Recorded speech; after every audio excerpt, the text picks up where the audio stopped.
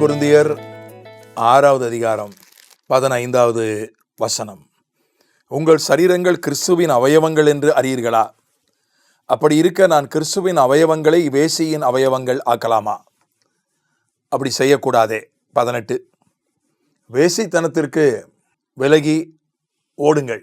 மனுஷன் செய்கிற எந்த பாவமும் சரீரத்துக்கு புறம்பாக இருக்கும்.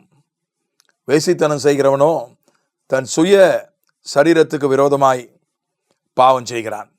இந்த இச்சைகளை குறித்து, பாலியல் பாவங்களை குறித்து வேத புஸ்தகம் பல எச்சரிப்புகளை, அதனுடைய விபரீதங்களை பல கோணங்களிலே நமக்கு காட்டுகிறது. அதில் ஒன்று, எந்த ஒரு பாவமும் சரீரத்துக்கு புறம்பான பாவம். அங்கே இருக்கிற ஒரு பெரிய லிஸ்ட் இருக்குது.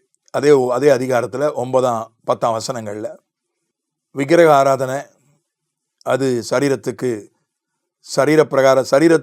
எதிரான பாவம் கிடையாது. அது ஆவி சம்பந்தப்பட்ட பாவம். திருட்டு, அதுவும் கைதான் திருடுது. ஆனாலும் கூட அது சரீரத்துக்கு எதிரான பாவம் இல்லை. தான் சொந்த சரீரத்துக்கு எதிராக செய்கிற பாவம் இல்லை. அடுத்தவனுக்கு எதிராக செய்கிற பாவம் கர்த்தருக்கு எதிராக செய்கிற பாவம். பண ஆசை, அது கர்த்தருக்கு விரோதமாக செய்கிற பாவம். வெறி, அதுவும் கர்த்தருக்கு விரோதமாக செய்கிற பாவம். கொள்ளையடிப்பது, அது மற்றவர்களுக்கு விரோதமாகவும் கர்த்தருக்கு விரோதமாகவும் செய்கிற பாவம். உதாசீனம், அதுவும் அப்படிதான். ஆனால் அங்கே சொல்லப்பட்டிருக்கிற வேசித்தனம், பெச்சாரம், சுயப்புணர்ச்சி, ஆண் புணர்ச்சி, இந்த பாலியல் பாவங்கள் சொந்த சரீரத்துக்கு விரோதமாக செய்கிற பாவங்கள், தன்னுடைய சொந்த உடலுக்கு விரோதமாக செய்கிற பாவங்கள். எபேசியர் 5ஆம் அதிகாரத்தில் வாசிக்கிறோம், சொந்த மாம்சத்தை பகைக்கிறவன் ஒருவனும் இல்லையே. நம்முடைய சொந்த உடலையே நாம் பகைப்போமா? பகைக்க மாட்டோம். இப்போ இந்த பாலியல் பாவங்கள் எல்லாமே சொந்த உடலுக்கு எதிராக செய்கிற பாவங்கள்.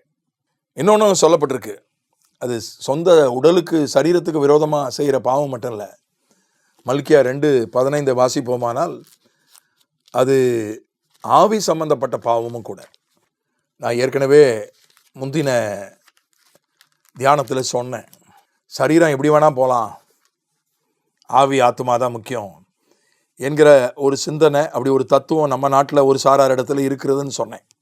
ஆனால் இது பாலியல் பாவம் சரீரத்துக்கு எதிரான பாவம் மட்டும் இல்லை, ஆவி சம்பந்தப்பட்ட பாவமும் கூட. மல்கியா 2:15, அவர் ஒருவனை அல்லவா படைத்தார், ஆவி அவரிடத்தில் பரிபூரணமாக இருந்ததே, பின்ன ஏன் ஒருவனை படைத்தார்? தேவ பக்தி உள்ள சந்ததியை பெரும்படிதானே. ஆகையால் ஒருவனும் தன் இளவயதின் மனைவிக்கு துரோகம் பண்ணாதபடிக்கு உங்கள் ஆவியை குறித்து எச்சரிக்கையாய் இருங்கள். ஒருவனும் தன் மனைவிக்கு துரோகம் பண்ணாதபடிக்கு உங்கள் ஆவியை குறித்து எச்சரிக்கையாய் இருங்கள். மறுபடியும் 16ஆம் வசனத்தில் கடைசி பகுதி சொல்கிறது, நீங்கள் துரோகம் பண்ணாமல் உங்கள் ஆவியை குறித்து எச்சரிக்கையாயிருங்கள். கணவனுக்கு சொல்லப்பட்டிருக்கிறது, அது மனைவிக்கும் பொருந்தும். கணவன் மனைவிக்கு துரோகம் பண்ணால் அது அவனுடைய ஆவியை பாதிக்கிறது. மனைவி கணவனுக்கு துரோகம் பண்ணால் அது அவருடைய ஆவியை பாதிக்கிறது. அதனால தான் உங்கள் ஆவியை குறித்து எச்சரிக்கையாயிருங்கள் என்று எழுதப்பட்டிருக்கிறது. நம்ம நாட்டில் ஒரு சாரார் இடத்துல இருக்கிற ஒரு சிந்தனை தத்துவம், மனசுன்றது அது ஒரு கூடு தான், உடம்புன்றது ஒரு கூடு தான், ஆத்மா தான். ஆவியையும் ஆத்மாவையும் அவங்க ஆத்மான்றாங்க. ஆத்மாவுக்கு ஒரு கூடு தேவை, அவ்வளோதான். உடம்பு ஒரு கூடு தான். உடம்பு எப்படி வேணால் இருக்கலாம், அது கஞ்சா அடிச்சுக்கலாம். ஏன்னா கஞ்சா அடிக்கிற ஆன்மீகவாதிகள் உண்டு நம்ம நாட்டில். பச்சை மனித மாமிசத்தை, எரிகிற பிணத்தை சாப்பிடுகிற கூட்டத்தார் நம்ம நாட்டில் உண்டு.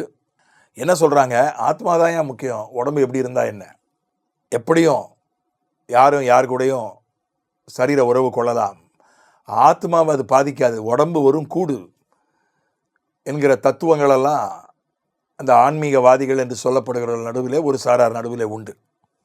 அது துறவிகள் எப்படி வேணால் இருக்கலாம், இல்லறம் செய்கிறவர்கள் தான் ஒழுங்கோடு கட்டுப்பாடோடு இருக்கணும் என்கிற ஒரு தத்துவம், சிந்தனை நம்ம நாட்டில் ஒரு சாரார் இடத்துல உண்டு. ஆனால் வேத புஸ்தகம் அப்படி சொல்லலை. நீ மனைவிக்கு துரோகம் பண்ணினால், நீ கணவனுக்கு துரோகம் பண்ணினால் உன்னுடைய ஆவி பாதிக்கப்படுகிறது. உன்னுடைய சொந்த சரீரத்துக்கு எதிராக நீ செய்வது மட்டுமல்ல, பல பாதிப்புகள் வரும். சமூகத்தில் பேரு கெட்டு போகும், குடும்பத்தில் பிரச்சனை வரும், பொருளாதாரம் பாதிக்கப்படும், உடல் நலம் பாதிக்கப்படும்.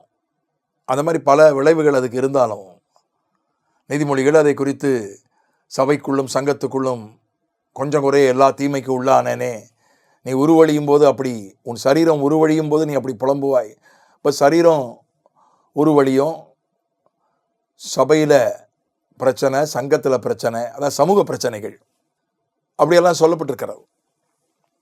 நீ உன்னுடைய கடைசி காசையும் நீ ஒரு மனிதன் பாலியல் பாவத்துக்கு அடிமையாகிவிட்டால் அவன் பிச்சை எடுக்கக்கூடிய நிலைமைக்கு கூட போய்விடுவான் என்று நீதிமொழிகள் ஒரு இடத்துல எச்சரிக்கிறது.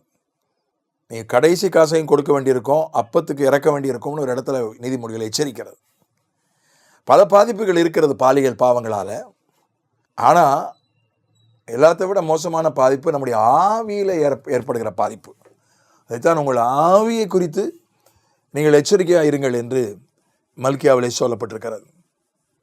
ஆகவே பாலியல் பாவங்களை ரொம்ப சாதாரணமாக எடுத்துக்கொள்ளக்கூடிய மிக படித்தவர்கள், நாகரிகம் மிக்கவர்களெல்லாம் அதை ரொம்ப சாதாரணமாக எடுத்துக்கொள்கிறார்கள். மேற்கத்திய உலகத்தில் உள்ளவர்கள் ஒரு சாரார், விசுவாசிகள் என்று சொல்லக்கூடிய ஒரு சாரார், ஊழியக்காரர்கள் என்று சொல்லக்கூடிய ஒரு சாரார், மேற்கத்திய உலகத்திலே அதனுடைய பாதிப்புக்குள்ளான மேற்கத்திய தாக்கம் உள்ள ஒரு சாரார் ரொம்ப சாதாரணமாக துச்சமாக அதை எடுத்துக்கொள்ள ஆரம்பிச்சிட்டாங்க.